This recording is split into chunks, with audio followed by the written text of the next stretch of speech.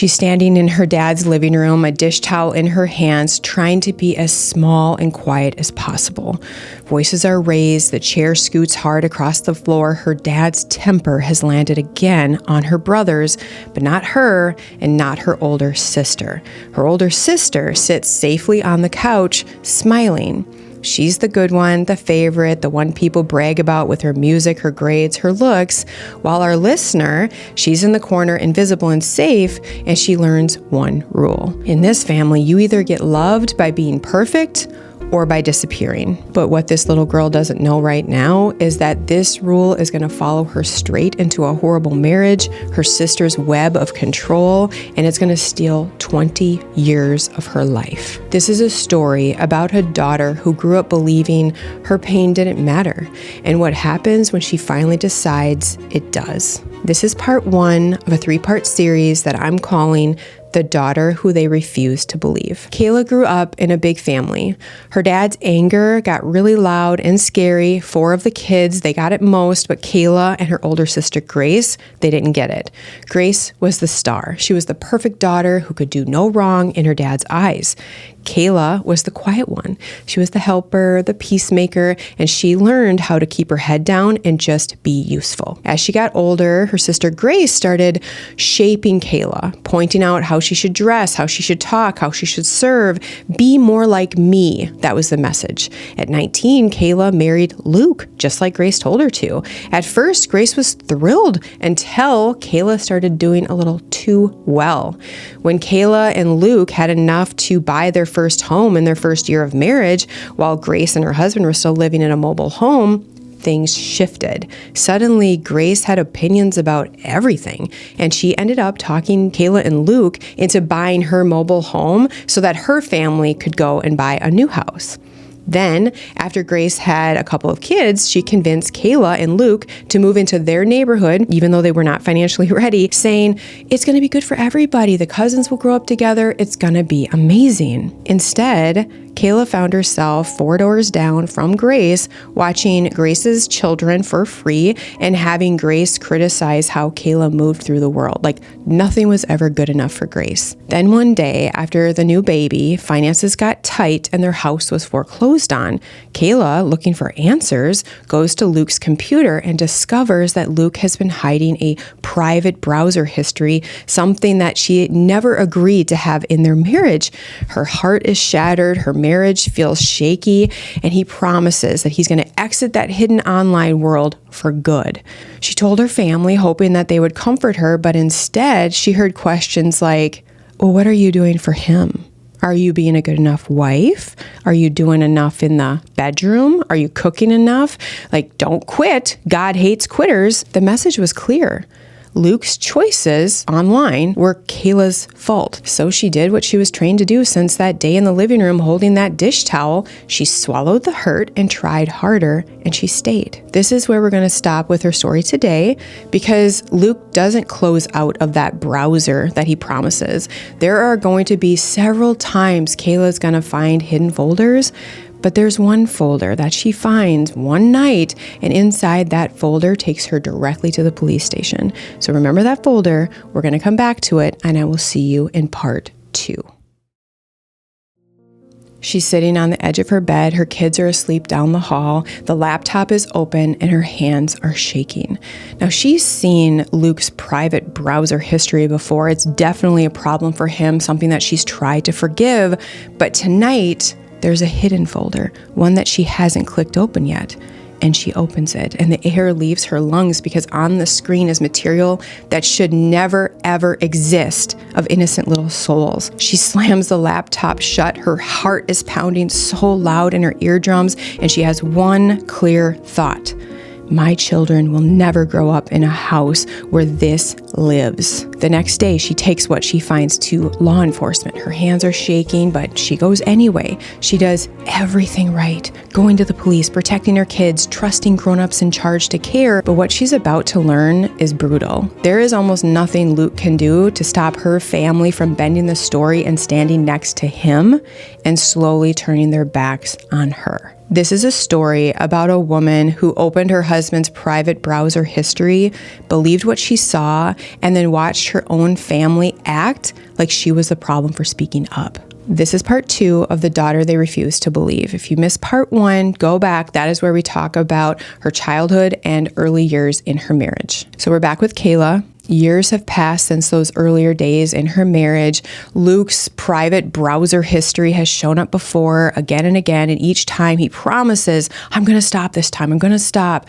And Kayla has stayed. She's cooked, cleaned more, tried to be a better wife. She does everything her parents tell her to do. But then that night, she goes looking for reasons as to why their house is being foreclosed on, and she finds a hidden folder with material that should just never exist on this planet. She acts fast. She saves what she needs to save. She goes to the police and she reports it. But because of government shutdowns in her state, the case never really gets followed up on the way that she hoped it would.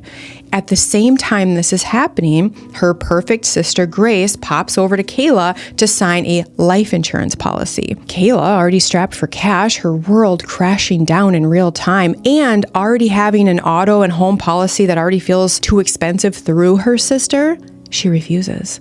She's like, I can't do it right now. I can't do it this time. And her sister, Grace, perfect golden child Grace, explodes. She screams at Kayla, which Kayla at this time is used to. Her sister is a lot like their father. She tells the whole family Kayla betrayed her as a sister. Kayla hates her. And what started as Kayla just trying to stay afloat while her marriage burns down to the ground quickly turns into the family telling Kayla, you're wrong. Just buy a cheaper policy. Don't hurt Grace. We're talking her mom, dad, aunts, uncles, siblings. Everyone starts calling, leaving messages with twisted stories, yelling, screaming at Kayla, buy the policy, stop hurting Grace. Finally, Kayla does something huge. She goes no contact. She cuts off the constant stream of horrible texts from Grace. She stops taking phone calls from her parents, and she gets a divorce. She packs up, sells the house, and moves with her kids to a new town about 45 minutes away with the help of a few close friends. And she doesn't tell her family anything, yet they find out anyway. One day, her ex-husband, Luke, calls to play a voicemail from Kayla's dad saying how sorry he was for everything that his daughter put him through, that their home is always open to Luke, and that Luke will always be a son to them. Kayla just shakes her head. That voicemail just validated why she cut them off in the first place, why she didn't tell them about the divorce, or what she found in that hidden folder that she took to the police. For the next several years, it's just Kayla and the kids. They found a safe place with friends. There's no family holidays. There's no mom calling to check on her grandbabies. There's no, we're so proud of you for doing the right thing. From her family's point of view, she's extreme. She's ungodly. She is a problem. Like, how dare she leave a good man like Luke against God's will? But now, 45 minutes away, Kayla's standing, feeling alive. Her kids are safe, and she finally can breathe. That's where we're going to pause for part 2. Next time, after years of silence, one small step, setting up a social media account, will pull her back into contact and tempt her to walk right back into the same old story. And yet she has no idea who's going to be on the other side of, we missed you. I'll see you in part 3. Kayla sits in a diner that she used to go to with her family every single Sunday after church. The vinyl booths are the same. The napkin holder actually still sticks when you try to pull one out. And her mom just sits across from her with zero emotion on her face. Kayla just wraps her hands tightly around a mug that has gone cold. It has been years since she's seen her mom. And today she has spent almost 4 hours telling her mom the whole story about Luke's secret online life, the hidden folder that she reported to law enforcement, about the nights lying awake wondering if she's doing the right things for her kids, about her daughter being in therapy all because of Luke.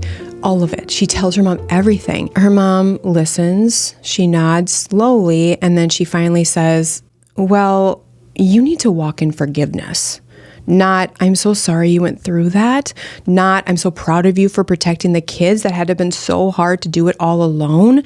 Just a reminder that they pick Luke and that she needs to forgive this man for blowing up their life. And in that moment, Kayla feels something click into place. This old diner might look the same. Her mom's face might look the same, but she's not the same daughter anymore. This is a story about what happens when you test the waters after years of distance, and then you realize the only thing that's really changed is you. This is part 3 of The Daughter They Refused to Believe. In part 1, we saw Kayla and how she was trained to disappear. In part 2, we saw her choose safety and go no contact. And now we're picking up with what happens when Kayla meets up with her mom after years of distance. One Sunday afternoon, Kayla did something that she swore she would never do. She opened a social media account. And within days, one of her older brother reaches out. And after lots of messages back and forth, him telling her how much everybody has changed, that she should really give mom and dad another chance. It's been 6 years. Kayla begins to allow herself to feel hopeful again. Like part of her thinks, okay, maybe they have changed. Maybe they're ready to hear me now. She starts by meeting up with this brother, by telling him the whole story about what Luke did, about that hidden folder, just all of it. But the brother really didn't understand the weight of everything. Kayla could tell. She then talked to his wife, her sister-in-law, who stated, going no contact was really extreme and that a chat with her mom would be a really good first step. Kayla agrees, and her sister-in-law sets up a meeting between Kayla and her mom. Kayla goes in with an open heart. She tells her mom everything that she hadn't shared before, and she's hoping that her mom might say, I just didn't understand. I'm so sorry. Like, how can we support you now? But instead, after hours of careful sharing, her mom's message was, you need to walk in forgiveness. Like, we still stand with Luke. The focus just slid away from the harm and back onto Kayla to do more. Walking out of that diner, Kayla felt both heartbreak and clarity. She realized that breaking no contact just to test the waters is super understandable, but staying in a relationship where people still centered around Luke's comfort over her own children's safety would only reopen wounds. So she made a choice. She decided in her heart, I've done my best. I've told the truth. I don't have to keep walking into rooms where my pain is minimized. Since that day, she's had little to no contact with her family, and now she's asking you, was I wrong to close that door again? Should I keep trying? Should I have more conversations? Or is it okay to just move on and protect my peace? Because for the first time in her life, the daughter they refuse to believe believes herself. First of all, Kayla, it makes total sense that you stayed away as long as you did. Like, you were raised in a system where the loudest person got defended, the shiniest one got praised, and the quietest one was supposed to pick up all the pieces and never complain. What you did when you found that folder was so brave. You believed what you saw, you took it to the people in power, and you chose your children's safety over anyone's comfort.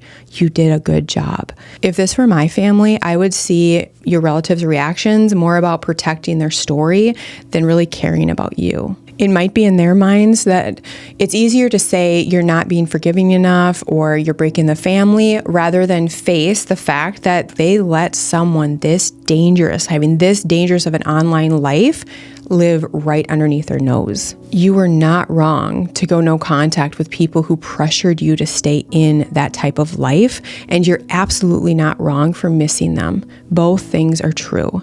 And you're also not wrong for deciding that that one meeting is enough. Like, you got enough data. Your mom's response wasn't curiosity, wasn't about the kids. It was a reminder that you're supposed to carry everyone else's burdens. Like, you've seen the pattern and you can't unsee it. When you serve, we're comfortable. When you tell the truth, we call you unforgiving. A healthy relationship can hold both. I care about you, and what happened to you was wrong. You were not given that. So to me, your boundary sounds like, I can wish my family, my relatives well from afar and still not be in close contact with people who will not stand beside me on basic safety and truth. It sounds like you're finally giving your younger self something you've never had. An adult say, you matter. I believe you, and I will not put you back into harm's way just to keep other people comfortable. You get to keep building a life where your kids get to see someone choosing safety and honesty, even when it costs them familiar faces at the table.